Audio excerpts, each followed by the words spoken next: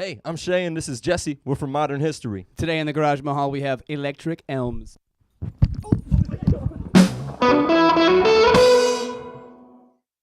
Hey, guys. Hey. Hello. Thanks for having us. Yeah, thanks for coming out and playing some awesome music for us.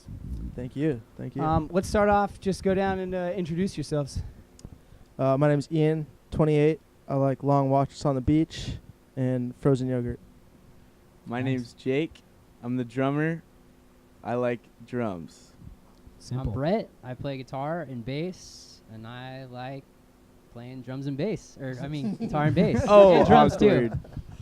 My name is Nicola. I play keys, bass, and guitar in the band. Right on. So how did Electric Elms start out? Me and Nick have known each other since we were about 14. And we used to jam together back right after we got out of high school, actually. But I was living in San Francisco for a while, and Nick was on tour with a band, and they were supporting another reggae band. And we were out at a show I came out to a show that he was playing at. Actually, there's a funny story that happened there. We saw some chick's titty on the sidewalk. Rock and roll, man. Yeah, That's why we do it, right? Rock and roll, yeah. And she was on drugs a lot, probably. Right, that's yeah. Step 2 of rock and roll, right? Exactly. Drugs. Yes.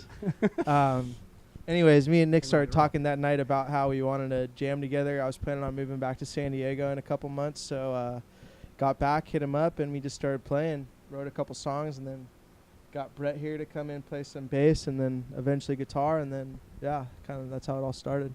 Nice. So, I mean, with that, sounds like it came together pretty naturally. And I know that I'm going to take a guess, shot in the dark here. Electric Elms wasn't the first name that came up with. Do you guys have any examples of some more stupid names that maybe you passed up along the naming process? What names did it make it?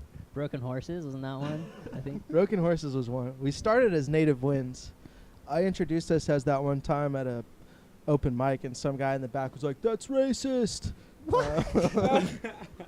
So That's rock and roll right there. You're going to offend people. Yeah, I feel like exactly. there should be more acoustic elements of your Native winds, right? yeah. We have no wind instruments. Yeah, we there are was native winds. There was a pan flute for. No, I'm just kidding. There was no pan flute. We went through. I think we tried Carnation Lane, which was like my parents' street, for like a week, and then I introduced us as that, and someone yelled, "That sounds like a porn star."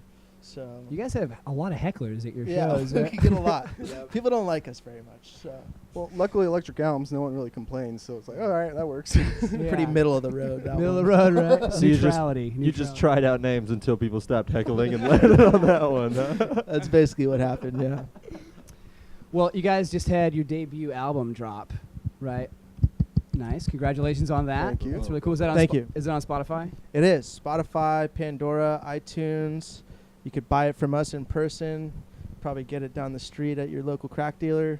Nice. Oh, so you've reached out to the drug dealers to peddle your album. We're really big in the drug community. That's grassroots marketing right there. Find your drug dealers. So you played at Poorhouse. Yeah, that's where we had our album release. It was a Mhm. blast. Nice. Good turnout for that.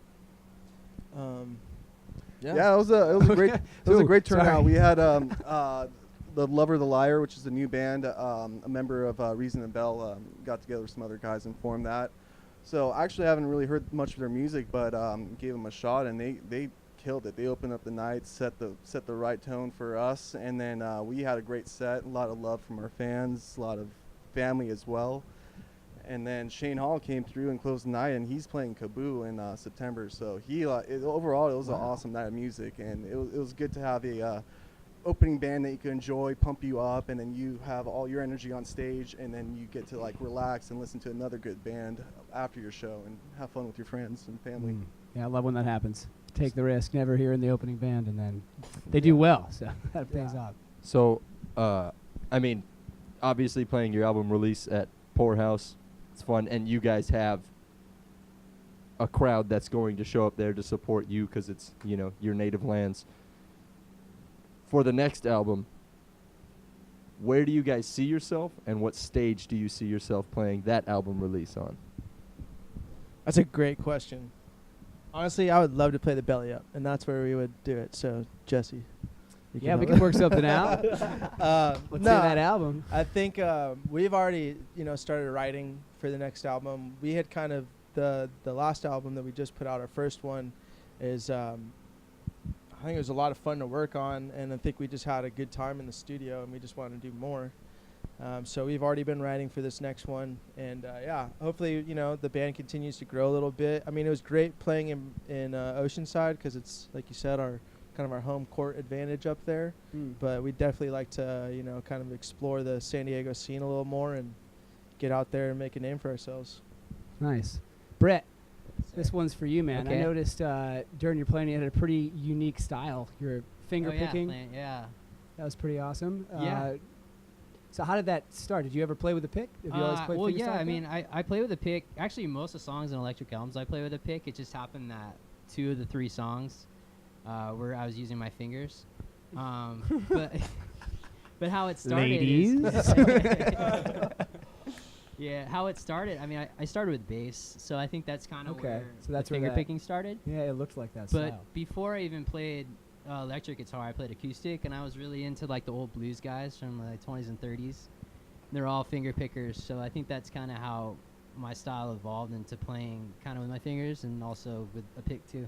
That's great. That's Yeah. the kind of versatility that gives you like a really unique Yeah. sound, and it's cool to watch because Yeah, not a lot of cool. people play like that. You were running through quite a bit of pedals too. Can you elaborate on your give us a rig rundown? What are you My running rig through? rundown? Yeah. Well, I guess I'd have to look at my pedal, but it's pretty simple though. I mean, they're mainly a bunch of different drives, like Okay. overdrives that Mm. gives me different gain stages, different colors.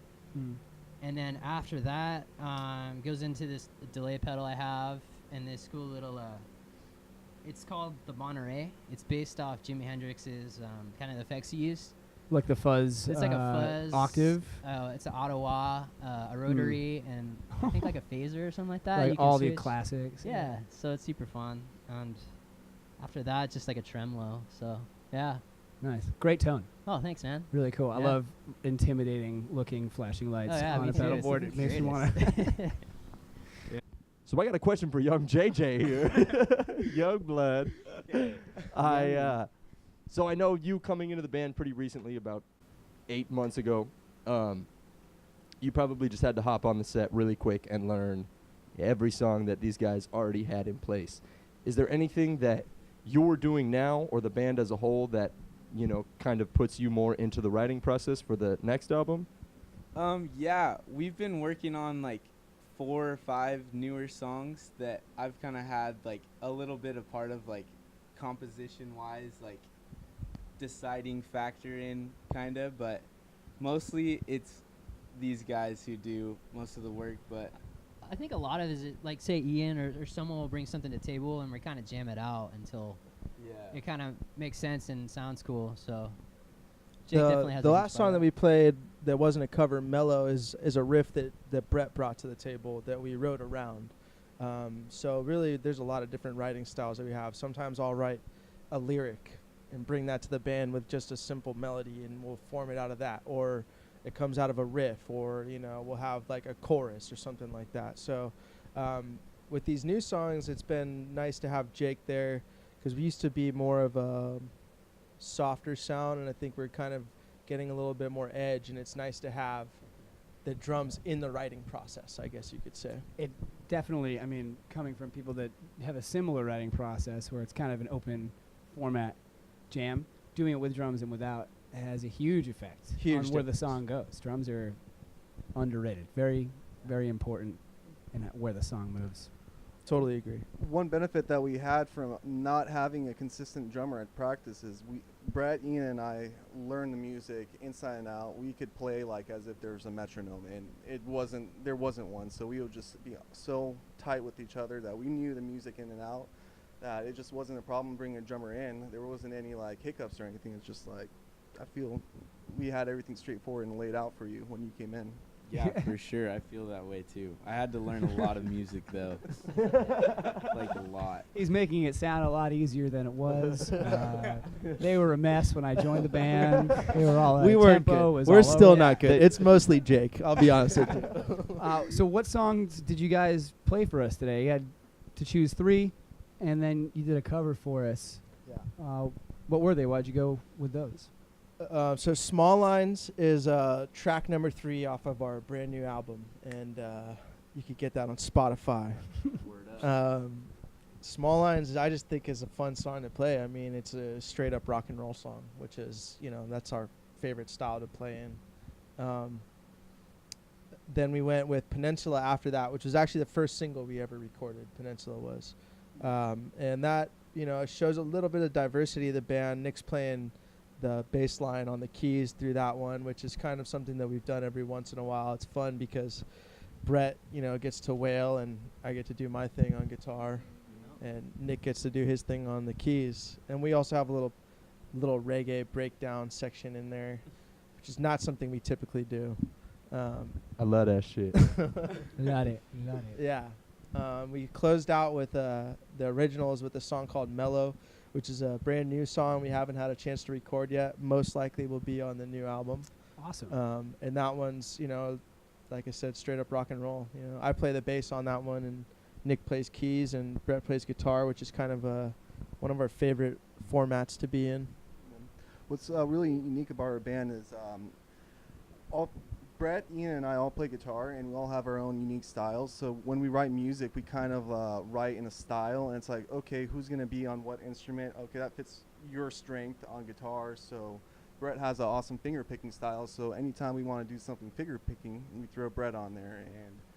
And personally, I like doing a lot of rhythm on guitar and throwing in some melodies and stuff. So when I'm on guitar, I'm doing that exactly. So we all switch it up, and according to bass, we all touch the bass. Sometimes I'm playing the actual bass guitar, and other times bass on the keys. So everything just creates unique format for the band and how we write our music. I've always wanted to be in a band where I could just pick up any instrument at any time. I started as a drummer. I'm not a good drummer, but I still like to play every once in a while, and it's just fun to touch a little bit of everything. Yeah, it definitely shows the versatility. Again, that's great. It also, depending on who's playing what instrument, I think that affects what style the sound is going to be. That gives the listener something to look forward to, changing it up like that. So, not to, try to build you guys up, make I don't want this to be uncomfortable, but it's already been very uncomfortable so far. Thank you. We like to be consistent, so go with uncomfortable. So I'm gonna make you uncomfortable. Great. No, I just feel like a lot of bands with a similar sound like you, I kind of, I feel like all the bands in the area are almost in debt to you guys because you're part of a movement that I see now that's bringing legitimate rock and roll and trying to push that back into the main scene.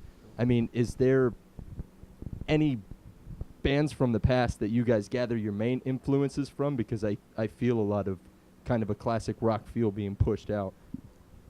It's funny because a lot of people will say that we sound like the Black Keys, or I've heard the Alabama Shakes before as well. Great and band. I do enjoy both of those bands, but I think the connection is that us and those bands, and we're not even on the level of those bands, but us and those bands both sound like old bands. And that's what, kind of the music I've always wanted to play. I mean, I grew up a fan of the Beatles and the band and Pink Floyd and Zeppelin. I mean, that's what I listened to growing up. So, and I don't think that's atypical of anyone in this band. I think that's what most of us listen to. So I think it just naturally shines through in our music, Right. Yeah. And I don't know. That's where I'm from.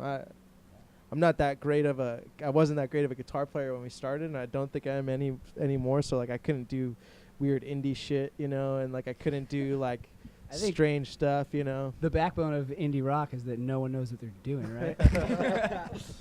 And don't dog yourself, man. Modesty is important. But I think you guys played a great set today. It's been really fun chilling with you, jamming afterward. Thank you guys so much for coming out and spending the time here. Thanks Thank for you. having us. Absolutely, thank you. Electric guys. Elms, Thank everyone. you. What about you, Shay? And you. Namaste. Namaste. Oh no! Oh no!